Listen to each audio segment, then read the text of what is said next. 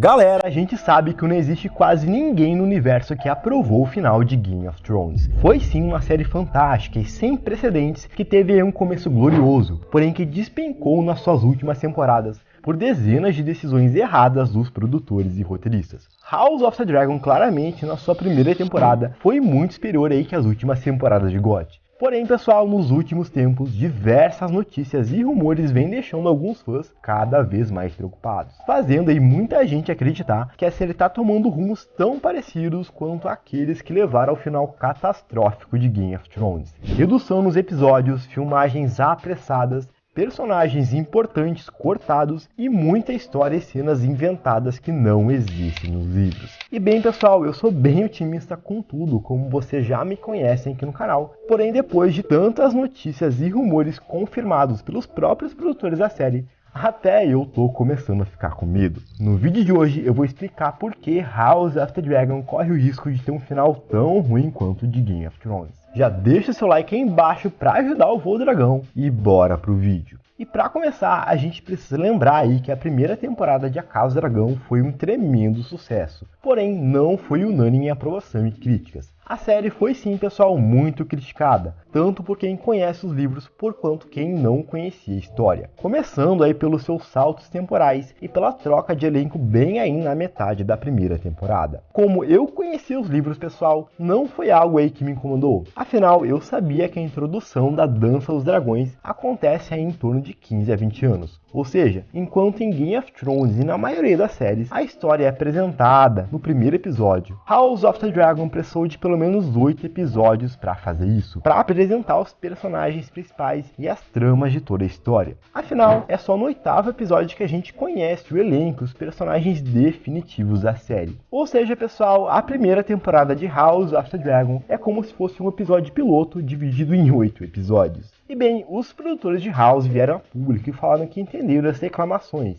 e que a série estava assim bem apressada. E o que eles disseram é que eles trabalharam com o que eles podiam, com o orçamento e com o número de episódios que a HBO forneceu para eles. Inclusive, o próprio Martin veio a público e falou aí que seria o ideal que a série tivesse 13 episódios para abordar toda a história que eles queriam contar na primeira temporada, porém isso não foi possível devido às limitações que a própria HBO impôs. E segundo Ryan Condal, que é o showrunner da série, a partir da segunda temporada, House ia ter um ritmo bem mais parecido aí com Game of Thrones. Porém, galera, adivinhem qual foi a primeira notícia oficial que tivemos na segunda temporada? Bem, em março aí foi revelado oficialmente que a próxima temporada da Casa do Dragão não vai mais ter 10 episódios como planejado, e sim 8. A explicação deles é que uma grande batalha foi jogada para a próxima temporada, a terceira, e dessa forma a história da segunda temporada foi encurtada para ter 8 episódios. Isso não seria tão preocupante se a gente não soubesse o que iria acontecer nessa season. E o que a gente sabe, vai acontecer muita, mas muita coisa. A gente consegue, pessoal, deduzir muito da história da próxima temporada pelos atores que a HBO escalou e pelas dezenas de rumores e vazamentos que a série deve cobrir, pelo menos até a Batalha de Pouso das Gralhas e um pouco mais adiante. Eu fiz um vídeo no canal explicando todas as batalhas da próxima season e quem viu sabe que a gente vai ter pelo menos aí 5 batalhas e que Pouso das Gralhas vai ser a última e a maior delas. Entre essas batalhas tem muita trama, reviravolta, ou seja, pessoal, tem história acontecendo. Não vão só ser cenas de ação que eu estou falando. Porém, adivinhe, pessoal, a Batalha de Pouso das Gralhas, que é o ápice da temporada, deve acontecer no episódio 4, ou seja, bem na metade. Para vocês entenderem o quanto isso é bizarro, eu quero mostrar aqui de maneira bem fácil o que a gente deve ver na segunda season, de acordo com os livros. A série terminou aí, como todo mundo viu, com a batalha sobre a Baía dos Escravos, com um duelo entre o Aemond e o Lucy, que bem, nos livros acontece antes da tomada de Harrenhal, que deve ser o que a gente deve ver no começo da Season 2. A gente sabe que a grande batalha que foi empurrada para a terceira temporada é a Batalha da Goela. Então, pessoal, tudo que envolve aí o ataque de Harrenhal e as sementes do dragão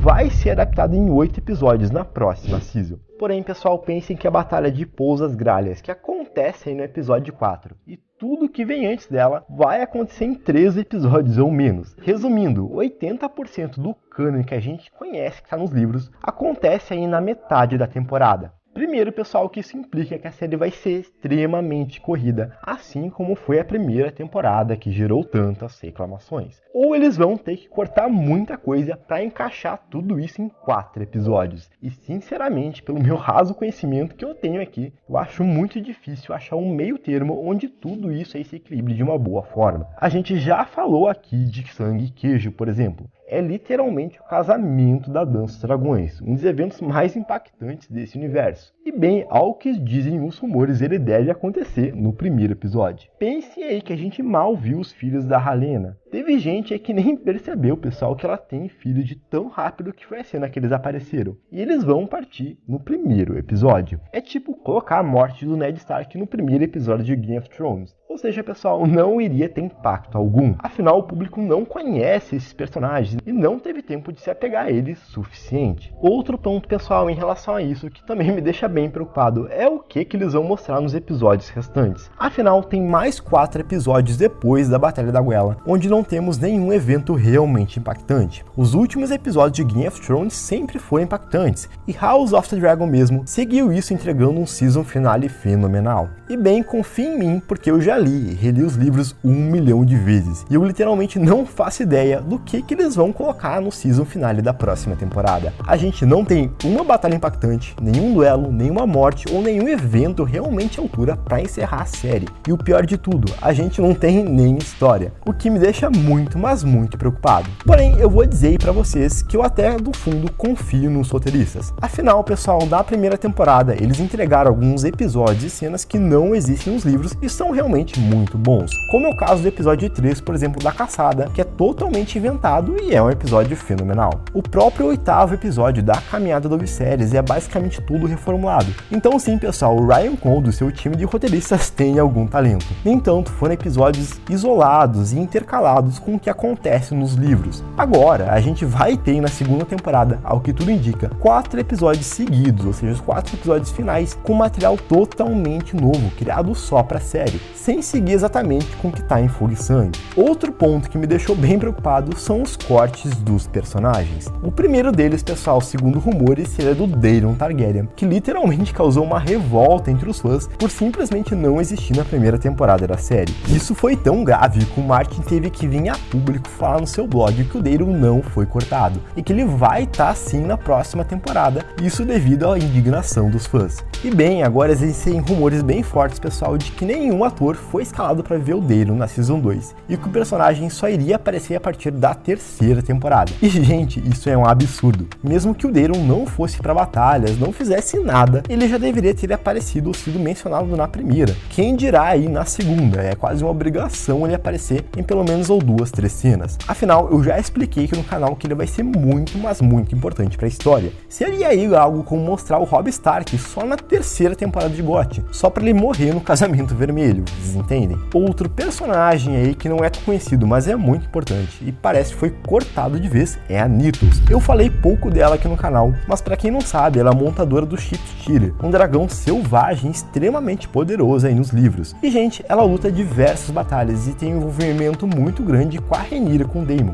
É uma personagem aí indispensável. Pensei que seria como cortar o Daario Naharis ou o Davos lá de GOT. É lógico, né, pessoal? São rumores. Existe a possibilidade de ser tudo mentira ou esses rumores estarem errados, porém a fonte aí, infelizmente, é bem confiável, o que tá me deixando bem preocupado. Quando a gente lembra do roteiro apertado, apressado, personagens cortados e episódios reduzidos, não tem aí como não lembrar das últimas temporadas de GOT. E eu acho que, gente, no final das contas, não tem nenhum problema em inventar, fazer modificações na história original. Eu sou bem tranquilo em quanto a isso. O Gugumelo, por exemplo, quando ele foi cortado, eu fiquei sim muito indignado. Afinal, é ele quem narra a Dança dos Dragões aí em Fogo e Sangue. Porém, hoje eu vejo que cortar ele foi uma ideia excelente. Fora que a série mesmo tem dezenas de cenas e episódios inteiros que são muito melhores que os livros. Eu mesmo já fiz um vídeo completo aqui no canal sobre isso. E é lógico, né, pessoal, eu torço demais para que eu esteja extremamente errado sobre tudo isso. Afinal, eu sou o maior fã desse universo, da Casa Targaryen